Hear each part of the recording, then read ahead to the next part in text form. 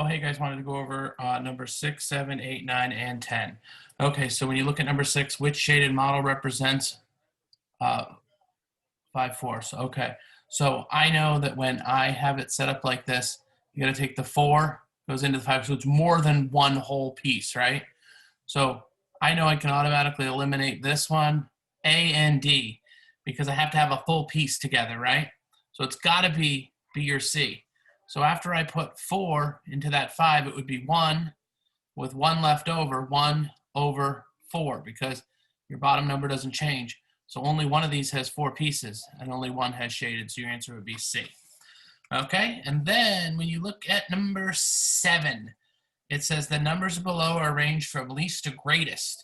Which two numbers could go in the blank? This is where people mess up on the FSA. You don't do when it says more than one answer.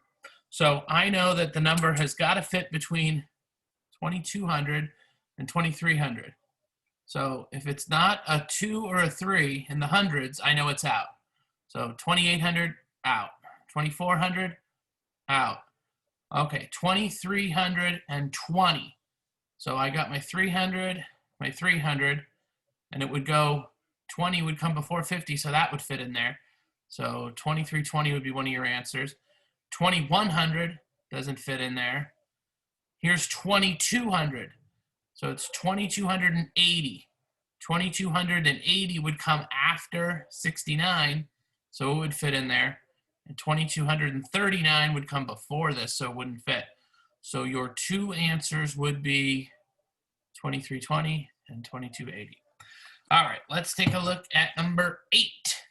Jenna buys 8 packets of paper. Each packet contains 12 sheets of paper.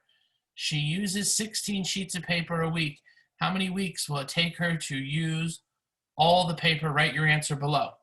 So she's got 12 sheets of paper in each packet, 12 sheets in each packet, and she has 8 packets. So let's figure out how many sheets she has altogether. 8 times 2 is 16.